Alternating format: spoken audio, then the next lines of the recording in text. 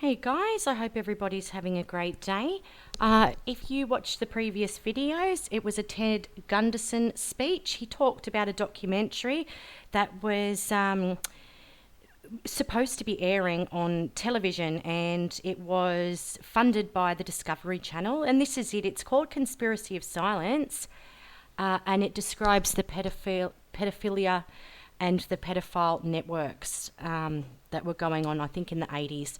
So it's just going through the information and it's about to start. So I hope everybody can sit back. Trigger warning, it's very disturbing, but please keep your eyes open and your ears open and listen for the sake of the children. Thank you.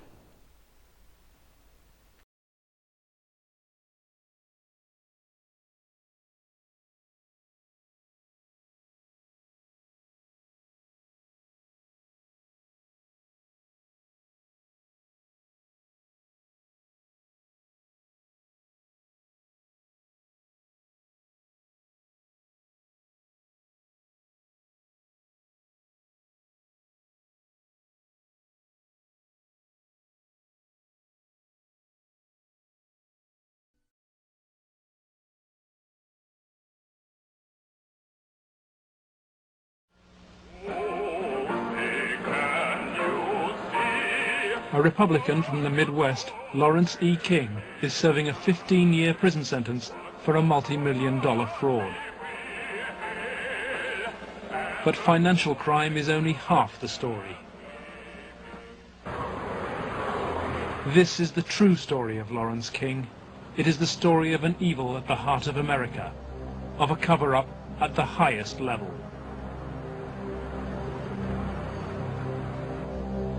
One man is attempting to uncover the full story. John DeCamp is among the most highly decorated Vietnam veterans. A former Republican state senator in Lincoln, Nebraska, he is now a lawyer fighting the legacy of Lawrence King's evil network. It's a web of intrigue that starts in our Holy of Holies, Boys Town, Nebraska, one of the most respected institutions in the United States, and spreads out like a spider web to Washington, D.C., right up to the steps of the nation's capital, the steps of the White House, involves some of the most respected and powerful and richest businessmen in this United States of America. And the centerpiece of the entire web is the use of children for sex and drug dealing and drug couriers, the compromising of politicians, the compromising of businessmen, but worst of all, the corruption of key institutions of government that have the duty and responsibility to make sure these things never happen. World-famed Boys Town is in the news again. Made famous by an Oscar-winning film, Boys Town, Nebraska is America's favorite children's charity. It was founded in 1917 by Father Edward Flanagan.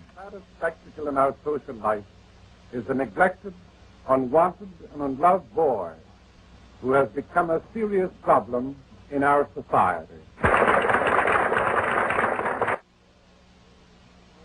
Boys Town was started to be a home for orphans. That was after World War I. And since then, society has changed and the problems of boys have changed. And so now it's a question of taking care of homeless, abandoned, neglected, abused boys, and now girls also. With cash reserves of $500 million, Boys Town is the richest square mile in the world.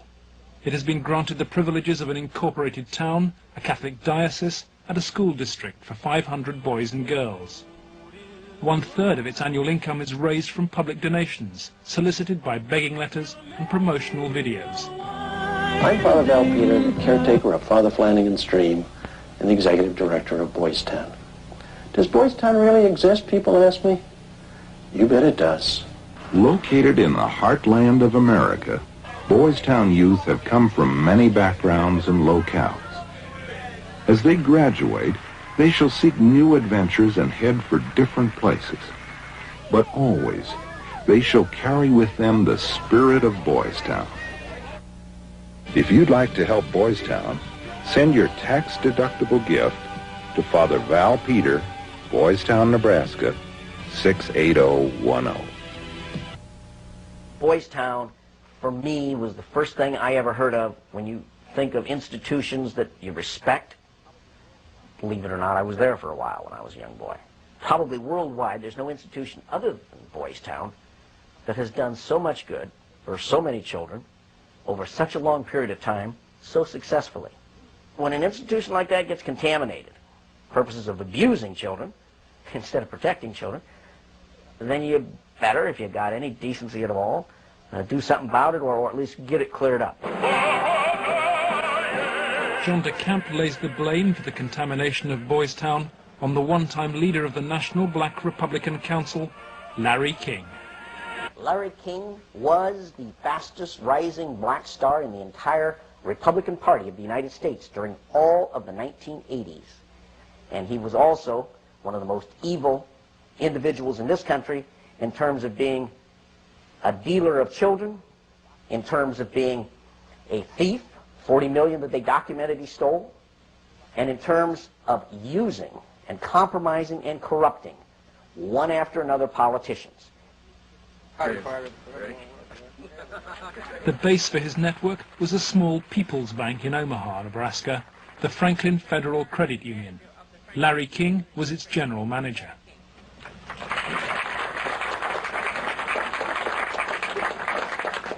Thank you. This is especially an exciting day for me. Mr. King was a very charismatic person.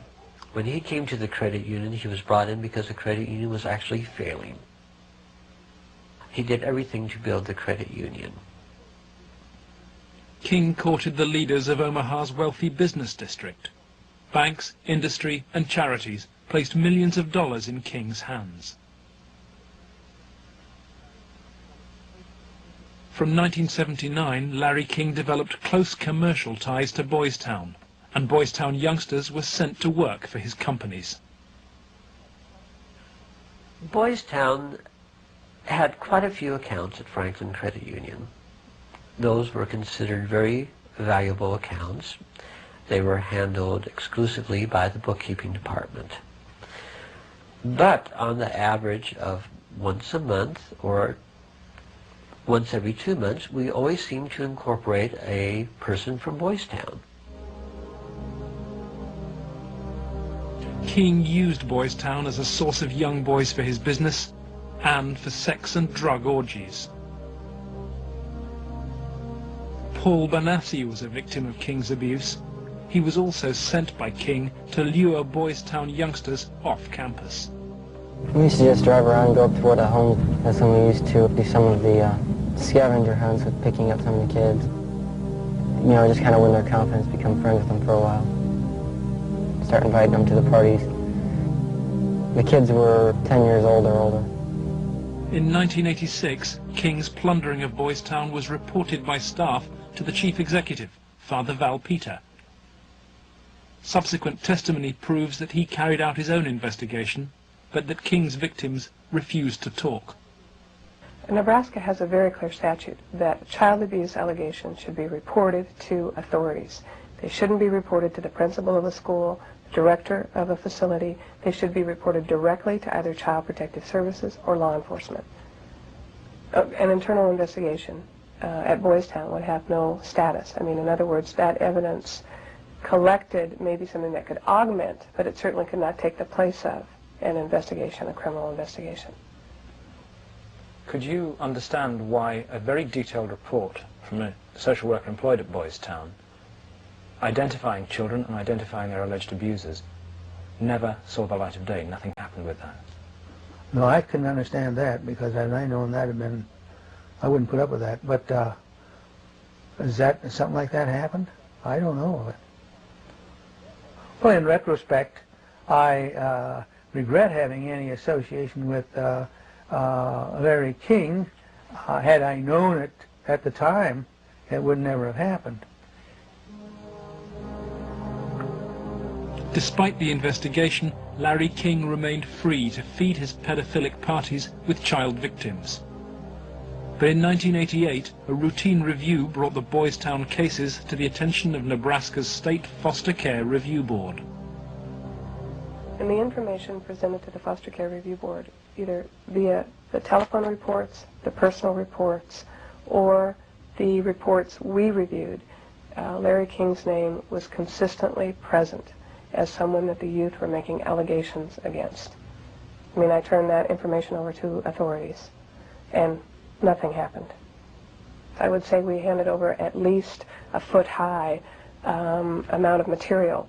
Generally speaking, the allegations were ignored. Omaha police now accept that Larry King may have been abusing children. Good morning, Roberta. Good morning, Steve. But its most senior detective claims he never received any evidence. It is certainly possible that Mr. King was involved in illegal acts with children. If there was sufficient evidence of those types of allegations, he would have been prosecuted by the county attorney's office. For me, it was very clear that the case was not investigated and not pursued because of the alleged perpetrators. Those perpetrators named by the children formed a ring of rich and powerful pedophiles in Omaha. Men from industry, politics, the media, even the police. Besides Larry King, ringleaders were department store billionaire Alan Baer,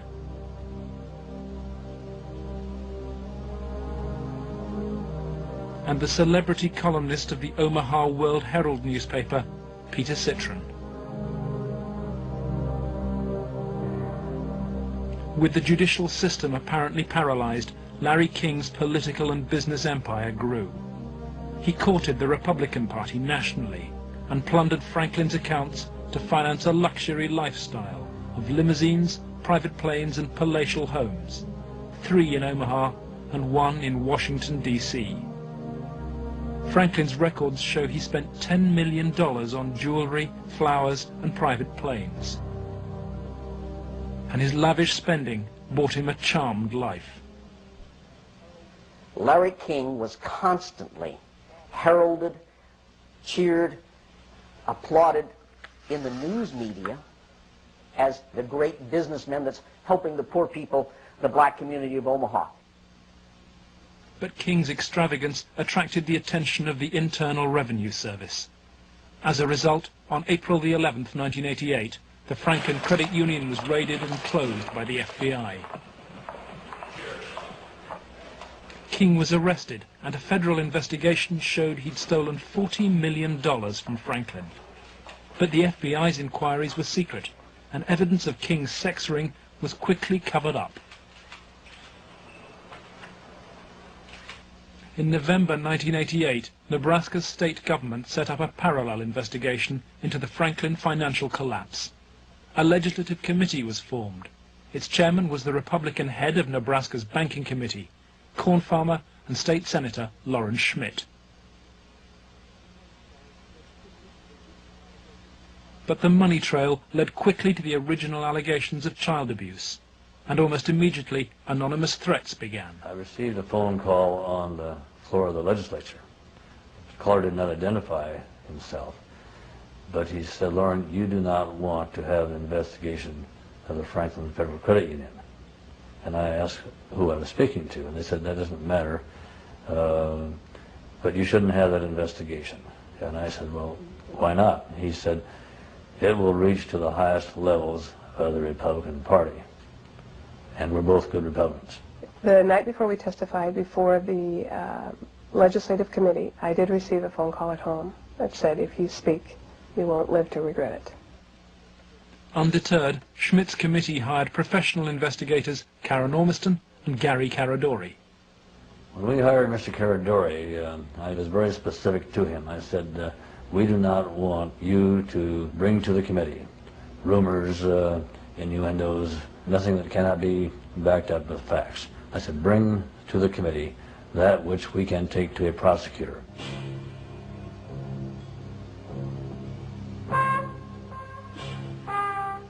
On the streets of Omaha, Gary Caradori and Karen Ormiston found new victims of King's pedophile network.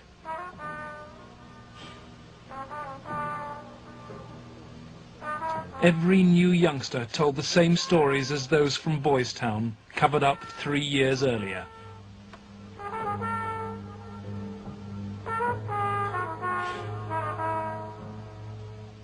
They were telling us about prominent people in Omaha and elsewhere that were abusing children at parties. The prominent citizens' names that originally came up were of concern to me because I knew many of those individuals, and I very frankly was shocked to have those names show up on the list. Ormiston and Caradori recorded their new witnesses on videotape. A victim of abuse since he was 8, Paul Benassi was present at many of Larry King's sex parties. Who are some of these people that would come to these parties? Larry King, Peter Citron once in a while. He was like people. Media personality Peter Citron procured some of his victims from Boys Town. The kids he liked were mainly around the age of probably about 8 and 13. It was mainly fondling and oral sex with them. He did have some anal sex, but he usually did that with the older kids. But Citron's abuse of Paul Benassi involved ever more sadistic parties. He was another guy tied me up and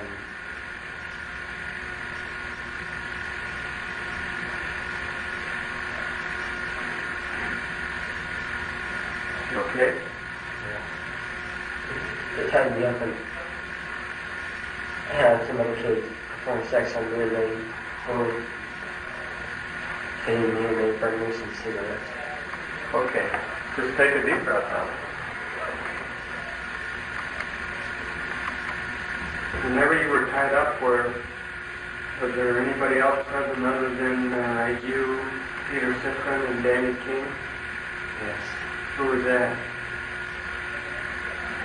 It was Alan Bear sometimes, Larry King, Bob Marino, and then also Troy Bonner. Troy Bonner would tie you up? He was there. Troy Bonner was 17 when he was introduced to the paedophile parties by Alan Bear. He lifted me up, kind of moved me over to the bed, said let's get on the bed, and put his head down, started performing oral sex on me while his penis was at my end. As they say, a 69 position. Yeah.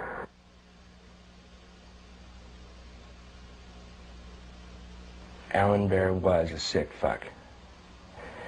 Didn't care, wanted sex, nasty, I don't even know if you can call it sex, and take it any way he can get it, pay for it, he liked to, but if he had to take it by force, he would.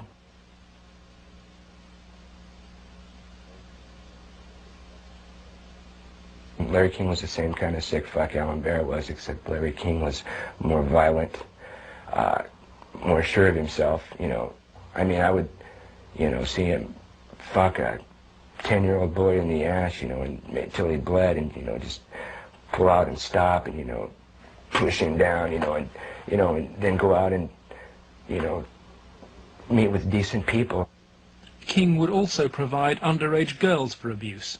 Alicia Rowan was 15 when she attended her first party. I met some guys there that were from Boys Town, and it was at that party that I met Larry King. At the time that I met Larry King, I did not know that he was Larry King. I had met him. It was the first time I'd ever met him. Alan Bear and Larry King frequently hosted the child sex parties in penthouse apartments at the Twin Towers luxury block. A lot of it was me handcuffed with my hands behind my head and my feet tied, and doing different things. What do you mean? Sometimes there'd be a guy straddling over my face. Okay. Most of the time, Larry King took pictures quite a bit during that time. I know it's difficult. I don't know. Okay. And I think I could have said no. Okay. But I don't know. Okay. And you know, Alicia, you're a victim. And at a young age, let's go off camera for a minute. We were appalled. Appalled. It was incredible. It's incredible what these kids went through, I think. I was shocked when I walked in. There was a kid, I would say about 15 years old, out in the middle of the room. One guy was standing in front of him. He was bent over, and the other guy was like reaching under him, playing with his nipples, while a guy whom Jeff told me was a police officer shoving beads up his rectum. The police officer was shoving beads up his rectum? Yes. Everything, I mean, from just, you know, touching to, you know, fruit, squash, you know, huge squash, you know, that big around, you know, stuck into you, into your ass, you know. Heat things, hot things, you know, poked at you and stuck in you, you know.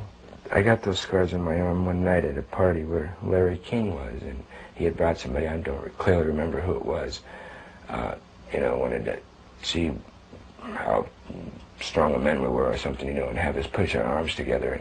And you push your arms together. King has these same scars. And you push them tight together, and then you light cigarettes, and as soon as you get burning, you just drop them down between your arms and, you know, let it burn. You know, and they made us stand there naked and touch each other by holding our arms together and burn cigarettes. You know, it's on film someplace.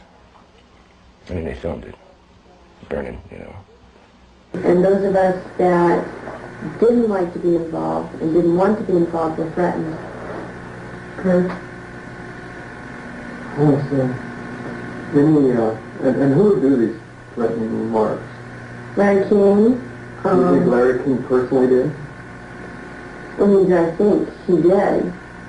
And when they threatened, you know, that I can go find somebody that will kill you, and it will kill your family, he didn't tell anybody. Larry King was also here. He came in and we drank and did cocaine. I didn't do much. He turned me on to it, Larry King did. He didn't like me because, you know, I would get high on drugs, you know, and I would question him about, you know, how can you do that? I mean, once I asked him, you know, he wanted me to shit on him, urinate on him, you know, and I did, but gladly. You know, I mean, you know, I even said to him, you know, you stupid fucker. You know, I mean, I just sit on here paying me money. How can you get into that, you know? And I got, you know, beat up by it. I came home here a lot of times beat the shit from, you know, misspeaking my tongue, so to speak, and, you know, just telling them how I felt sometimes. Drugs was a strong part of how they got control of some of the kids, because that's what some of the kids were there to get. They would do the sexual acts and then be provided with cocaine or whatever type of drug they wanted. Heroin, you know, I don't know, but that was my drug of choice, you know. Till this day I remain an addict, you know. Larry King was, I would say, the center of transporting the children around the country. The airplanes were usually in his name, at least in his name. They were paid for by Larry King. We met them in Pasadena. Met who in Pasadena? We met, Larry King was there. There was 3 boys that I had seen at one of the receptions at the Country Cafe were there. And I'm almost positive they were Boys Town boys. Almost positive. They were there. You mean graduates of Boys Town or present? I think they were present because they were young. Well, how would they get away for a long period of time? I have no idea. Okay. Boys Town came up frequently during the investigation, but we found it very difficult to get information about Boys Town. I was not able to find any information on my visit there, and Mr. Caradori could not get information either.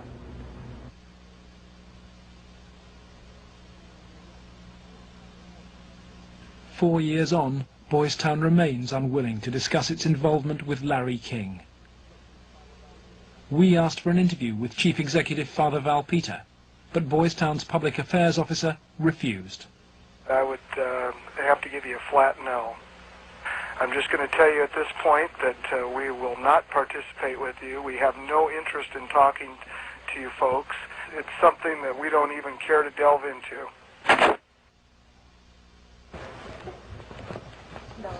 Hi. Hi, is Father Val Peter available, please? You can check in his office. It's the first one on the... Thank you very much. We're here because we have to give Father Val Peter and Boys Town every opportunity to talk to us about the very serious allegations. Please turn your recorder off. Please step outside. Why is it that Boys Town is unwilling to discuss your relationship with Larry King? You don't have a relationship with Larry. I'm afraid papers that we possess show that Boys Town had a relationship with Larry King. I just suggest you be very careful about what you report. Excuse me? Unless you leave.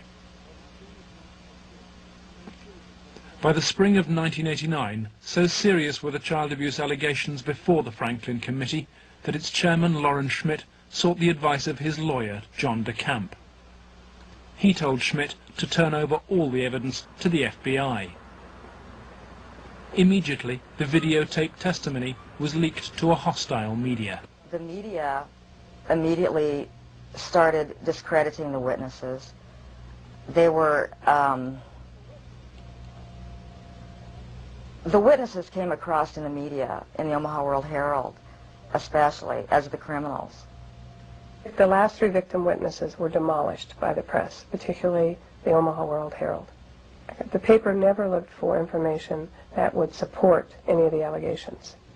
The whole purpose of the stories was to destroy any credibility that these youth may have. I've heard that people said that Gary Caradori coached me and that he told me what to say, but the fact was I didn't meet Gary Caradori until way after I'd already talked to the Omaha police about the abuse and had named all the same people. And they didn't ask me very much about Larry King or even Alan Bear at all. They treated the allegations that I made about the people who abused me almost like a joke. The information did not come our way. It was given, as I said, to the FBI and Nebraska State Patrol. They conducted their own investigations of the information. The stories were of such significance that the investigators first wanted to prove the accuracy of the stories. As they set about the investigation of the 3, initially 3, and then a 4th person who were telling the stories, as the investigation developed, it became obvious to the investigators that the information was not accurate, that in fact it was an entire conspiracy of allegations, none of which had any truth to them. I was very disappointed with the way the FBI and law enforcement treated the victims. They, in fact, turned them into the offenders, so to speak. And instead of taking the evidence that was delivered to them by the victims and interrogating the persons whom the victims identified, they seemed to bear down and try to get the victims to change their story. Troy Bonner was brought in for questioning by the FBI. The FBI's attitude was, just no, that these kind of things don't happen. From the first interview when I went, and realized they don't believe a fucking thing I'm saying, they were just appalled, but I realized what that look in their eye was back then. It was fear. It was fear of every, I had witnessed, firsthand things that would, destroy this city, people, a position, what I mean? It's not going to be believed, they said. It will not be believed. You will be found guilty of perjury, and they weren't telling me maybe. They were saying, there's no way. You go on with this story, you're going to jail. That was said to me direct. Just out of fear, I came to recant the story out of fear. Troy Bonner agreed to recant his videotaped testimony and state instead that his evidence had been invented. Next, the FBI used Troy in an attempt to trap Alicia Owen into recanting her evidence about Larry King's ring of powerful pedophiles. The phone call, recorded by the FBI on March the 9th, 1990, proves conclusive evidence for John DeCamp. This is Special Agent Michael F. Mott. The following will be a consensually recorded telephone call between Troy Bonner and Alicia Owen. Hello. Hi. Hey, what's going on? I'd like to ask you that. Talk to me. No, you talk to me. I don't understand why you're lying. Why are you lying? What are you talking about? That's what I'm asking you. You're calling me why I'm lying? Yeah. You concocted this whole thing, Alicia. You're full of shit. You either tell me what's going on. You're full of shit. Hey, look. Who do you have listening on the line? I have nobody listening to me. I'm listening to you, and I'm hoping you give me some fucking answers. I'll be honest with you. I don't know what kind of game you're playing. I'm not trying to play a game. And I don't know who you have listening to your phone call. You're being stupid, Alicia. I'm not going to go to jail for you. And that's what's going to happen. Why don't you go to jail? Jail for telling the truth? No, jail for lying. What have you lied about? I haven't lied. Okay, but why are... Listen, shut up. Listen to me. You're not out here being talked to them every day. The pressure's kind of hard. You literally have to have bricks for brains to take on the FBI in this country. And that's exactly what you'd have to do this properly. They now, in my opinion, in my investigation, are the architects of the cover-up. We asked the FBI for an interview about its investigation of the Franklin scandal. Larry Holmquist with the FBI here.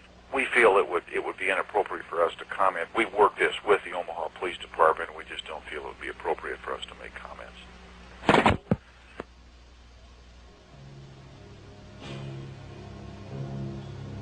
As Gary Caradori and Karen Ormiston sought out new witnesses on the streets of Omaha, they found themselves under constant threat.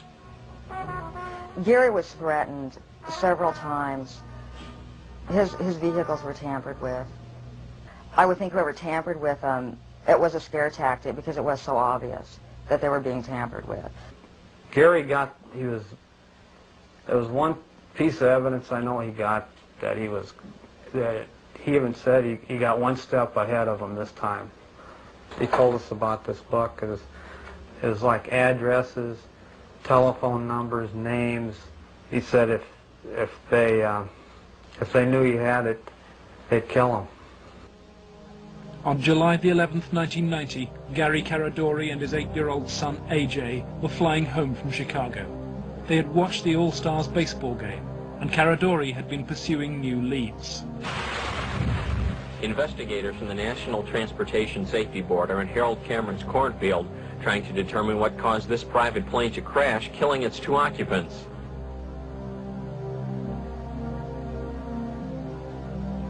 The bodies of Gary Caradori and 8-year-old AJ were found in the wreckage. National Transportation Safety Board investigators say wreckage from the crash is apparently strewn over a 3/4 to 1 mile long stretch in this field. The fact that the wreckage is scattered over a large area certainly demonstrates that it did break up in flight. The exact mechanism of breakup yet is still unknown. The federal investigation was never able to discover what tore the plane apart. There are things missing from the plane. His briefcase is missing. Again, we'll never know what all was missing because I don't know what he had with him. I don't know what he did in Chicago. He may have had information he was coming back with. Within 24 hours of the tragedy, FBI agents impounded all records of the investigation.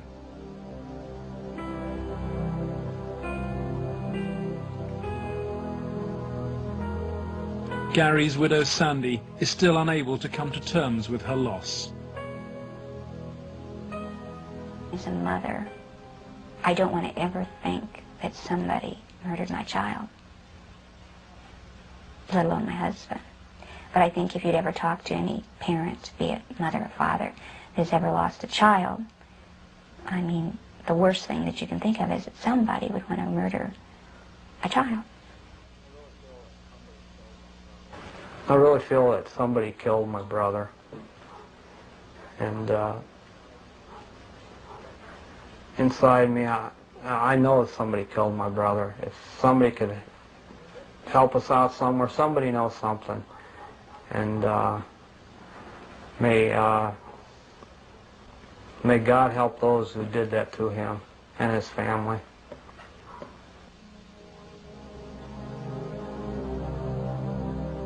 Gary Caradori's death pricked Troy Bonner's conscience. He promised Sandy that he would recant his recantation and tell the truth. I set the record straight. I was, going to do it. And would, the truth would come out, and somebody would be held accountable for his death.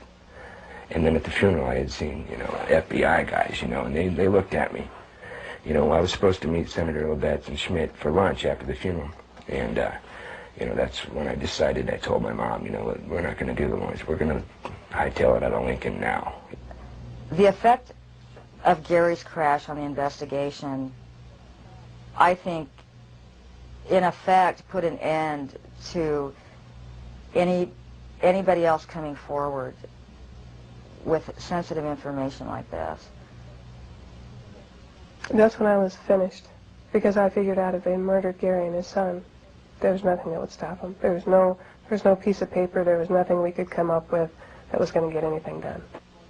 Under pressure from the FBI, Troy Bonner agreed to tell a Douglas County grand jury investigating Larry King that he and Alicia Owen had concocted the entire child abuse story on payment of a $500 bond.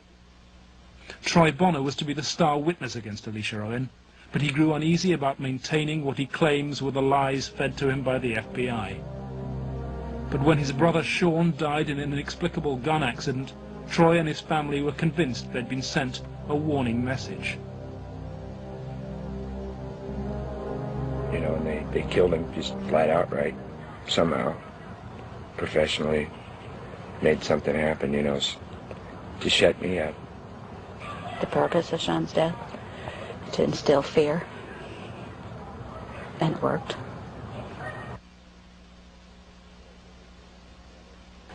Do I feel guilty about my brother? Yes, I do. That's where all this is coming from. That's where the energy is coming from, that I'm getting to do this. It's for him, because, it should have been me there instead of him. Really. I'm not trying to make anybody feel bad, but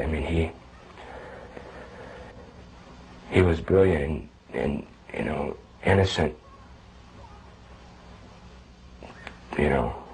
It should have been me. He had so much to give. I'd taken so much. It should have been the other way around. I can explain to you what it feels like to lose a child. But when you see the pain your kids have because of that, it's much worse. I can't do anything for them. I can't take that pain away for them.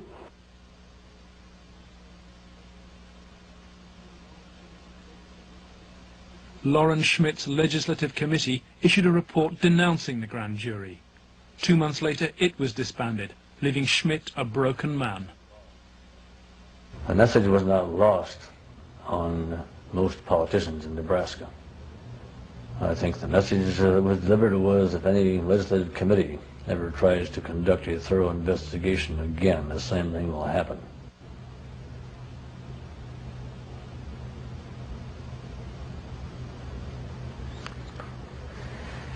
It has shaken my faith in the institutions of government.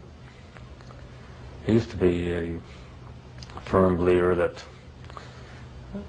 the system would work, and that people who did things wrong would be punished.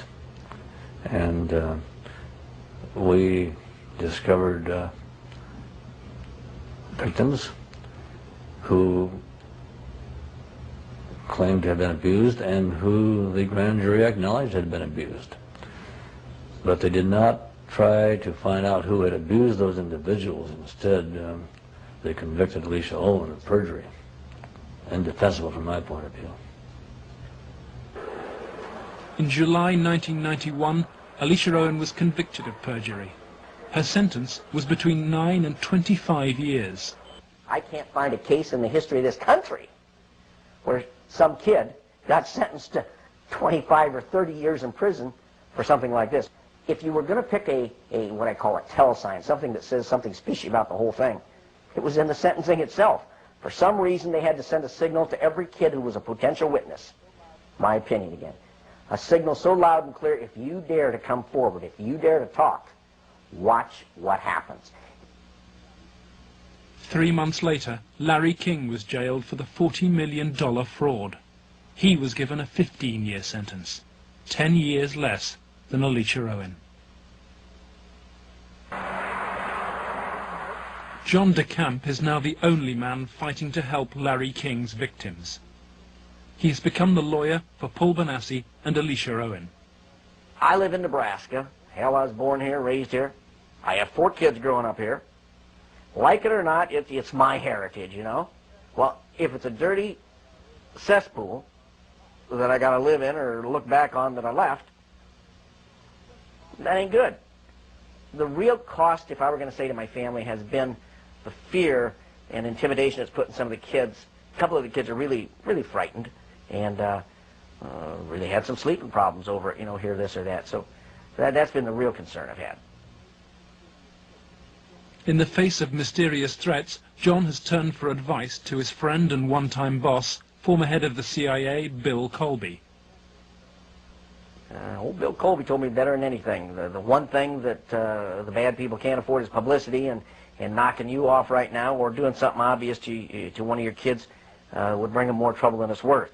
I said, you have to consider the possibility of some danger to not only your reputation, but to your person. I mean, people do react rather violently to some kinds of charges, or particularly if they're true, there's more apt to be a negative reaction than if they're false. If they're false charges, then they can be reacted to in a normal way, by a libel suit or whatever. But if there's truth in it, there can be a danger in that situation. We've seen that happen in other cases.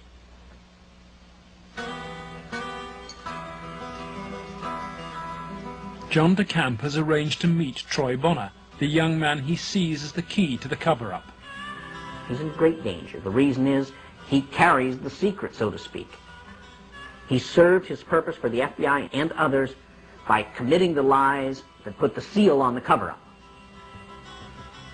His greatest safety probably lies in doing exactly what he knows he should do, that is exposing the whole thing, taking one final last chance and telling the truth. My fears are that, I'm not going to be believed again. It's just, going to be a whole other kind of exploitation like it was last time. And afraid that that's going to happen, or, I might end up dead, or a loved one might end up dead again.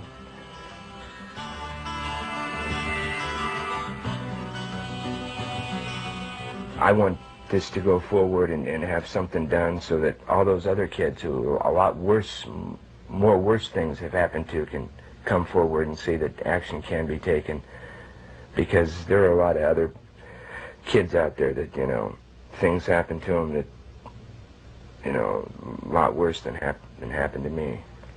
You have to, if you want to protect yourself and your life and your family's life, both now and particularly in the future, is to use the institutions of government that have been set up to protect you and make them work. That means you go into federal court, you go after the people that have done this cover-up, and you expose it so there's no longer any percentage on their part in eliminating you because the secret's out.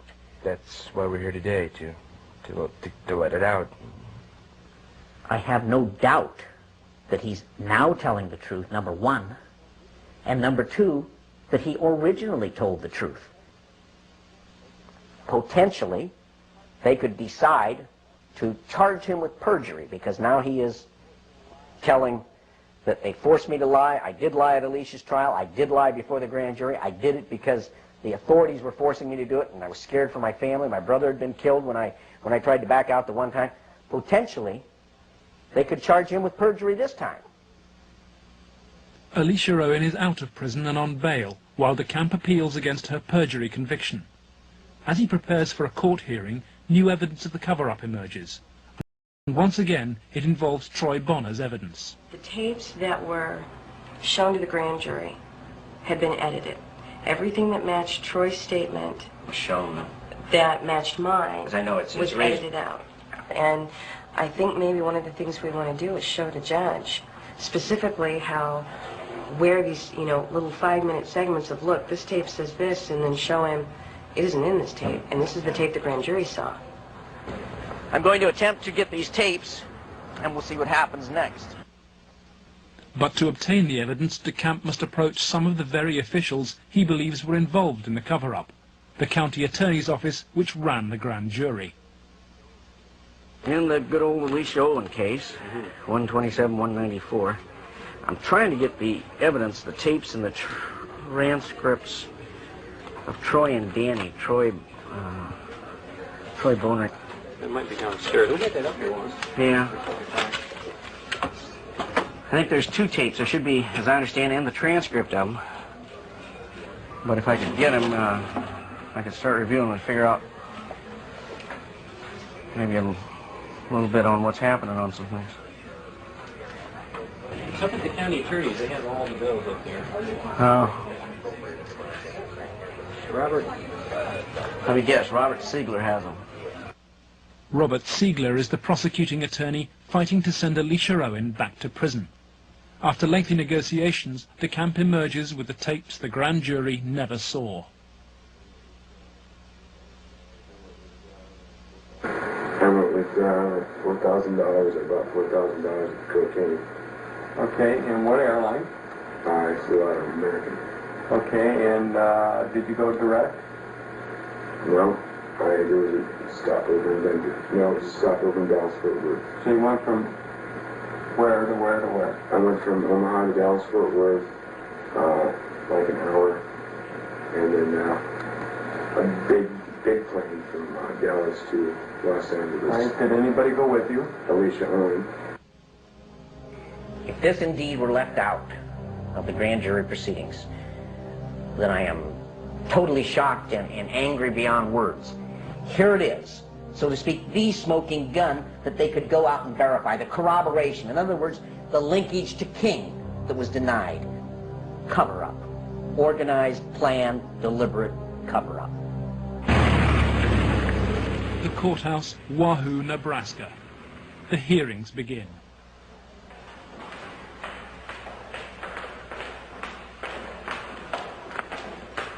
Alicia Owen is ready to testify. So too is Paul Benassi.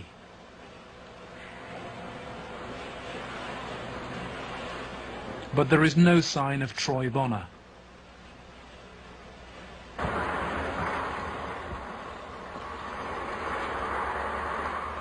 DeCamp discovers that Robert Siegler has sent the young man a threatening subpoena. Fearing arrest for perjury, Troy has gone into hiding.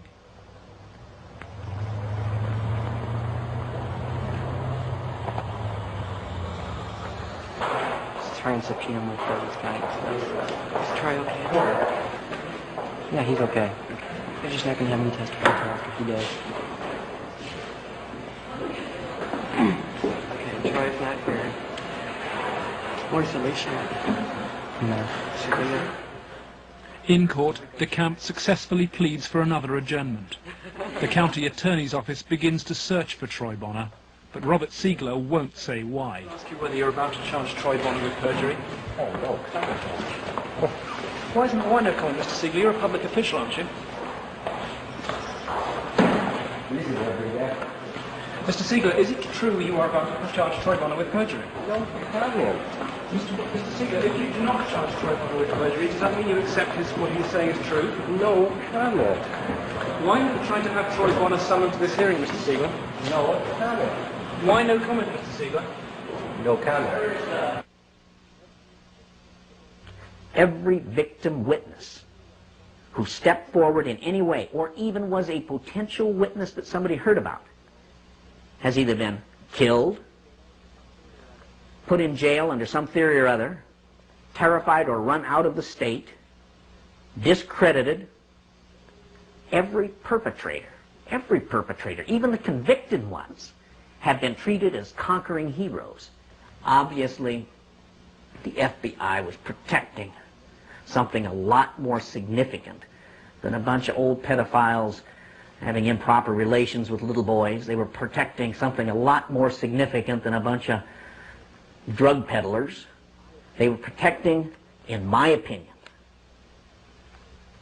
they were protecting some very prominent politicians, some very powerful and wealthy individuals associated with those politicians and the political system, up to and including the highest political people in this entire country.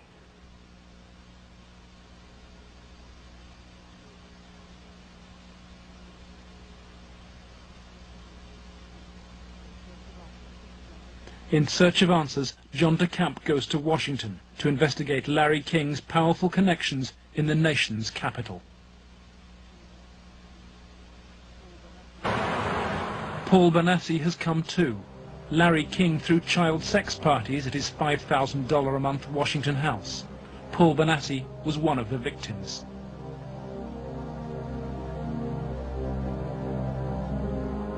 Larry King's house down in Washington, D.C. was a nice house. It was on what I believe it was Embassy Row, because that's what they kept talking about. There were a lot of flags from different countries when you drove around in the area. So tell me, Paul, how often did you come here? I was about 14, about 1981, and at first it was about 3 or 4 times the first year. After that, it was about once a month after 81. And who brought you here? Larry King brought me here. And this is the actual house where you... Yes. And what, you were used for sex there? Yes. Some of the parties, when they started off, were straight political type parties with no sex. And then when some of the men had left, some of the politicians had left, the ones that had planned on engaging in some type of sexual activity, that would come after the party. Some of the kids would be held downstairs in some of the rooms where if they acted up or if they started freaking out because of the drugs that they were on, they'd put them in a room that they couldn't get out of, and they'd lock them in. Were there drugs at these parties? Yes. What kind of drugs? Anything you wanted. Cocaine, heroin, speedballs. You're telling me those things were at these parties where you had Larry King and prominent politicians? Yes. Were they readily available to anybody at the party? At the after parties, they were readily available for anybody. Beforehand, they did it more upstairs than they did anywhere else, and it was kind of in the back rooms. Were any attempts ever made that you know of to expose this situation? As far as I know, nothing's ever been done, and most of the people that were in there had already been, I guess you'd say, compromised. King's partner in sex crime was powerful Washington lobbyist Craig Spence.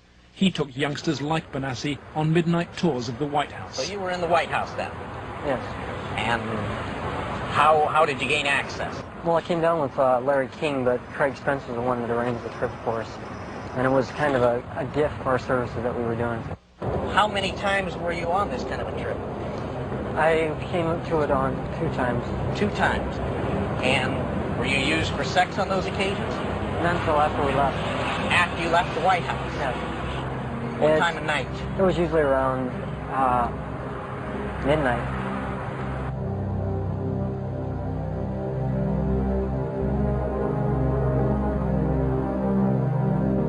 For me, it was just kind of weird being in the White House at that time of the night, getting to go into places that the guy was telling us that nobody gets to go to. I mean, I seen rooms in there that I'd never even heard about. Craig Spence and Larry King had a couple of groups. One was called Bodies by God, and they had the Cowboys, and there was another group that was started by Larry King, which was called the Golden Boys, which was kids that were usually under the age of approximately 10. On the trail of Craig Spence, DeCamp finds the investigative reporter who exposed Spence's callboy network, Paul Rodriguez of the Washington Times.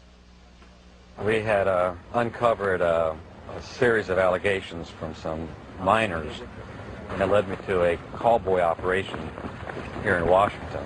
Well, it sure fits with, this boy Paul Benassi. And he tells a tale of being brought to the White House on occasion, kind of as a reward for the kid. Craig Spence's dad, he committed suicide. He had advanced stages of AIDS. He was an AIDS carrier and he killed himself. This was the thing that always bothered me. They claimed it was the largest male prostitution ring in the city that they've ever had uncovered. It was $1 million a year minimum. Yeah. And yet they only prosecuted the operator, Henry Vinson, and 3 of his lieutenants, as it were. Mm-hmm. They never went after any of the Johns or the clients. This operation, which was, again, quite large, claimed to have clients that ran from the White House to the Capitol Hill to the State House to the churches, within the media. And that's precisely what Paul describes as the people he was with. And a lot of the stuff led there, but we couldn't quite nail it at all cases because, again, to accuse someone of high stature, you've got to be very careful. I understand. We were able to do it through the mother lode was provided us credit card receipts and canceled checks, and then lists of the clients. The prosecutors knew all this stuff. There was approximately 20,000 pieces of 20,000 documents that they had. They sealed the entire record when they found out I was accessing it.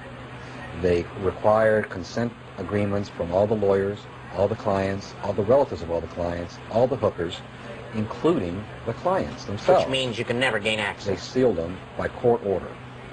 And we've attempted on several occasions to unseal that, and we've been told it will be a cold day in hell before those records ever get unsealed.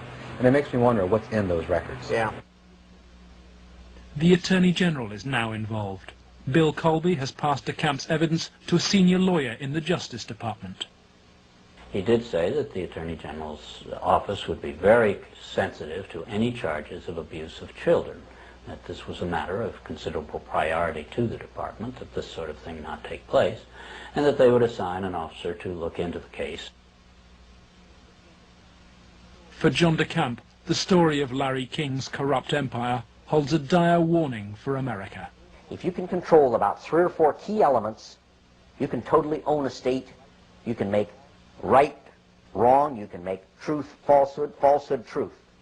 If you control the media, if you control the Justice Department, if you control the police, you own the system. It's beyond belief that arguably the most powerful person in the world, the President of the United States, in the form of Richard Nixon, could not prevent the investigation of Watergate, or that President Reagan could not prevent the investigation of Iran-Contra, and yet somehow this group of unnamed, unknown, anonymous individuals in Omaha, Nebraska have such power they can control and protect all of these people from being investigated.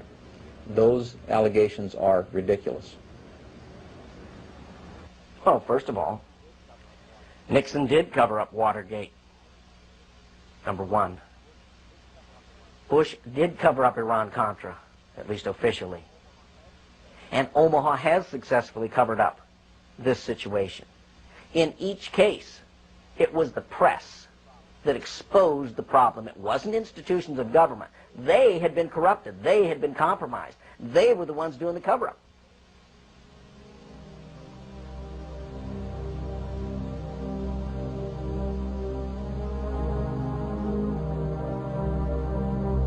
The Justice Department, acting through FBI and the U.S. Attorney's Office in Omaha, emerges from the record of the Franklin investigation, not so much as a party to the cover-up, but as its coordinator. Rigging grand juries, harassment of witnesses, incitement to perjury, and tampering with evidence, federal personnel were seen to apply all those techniques in the Franklin case.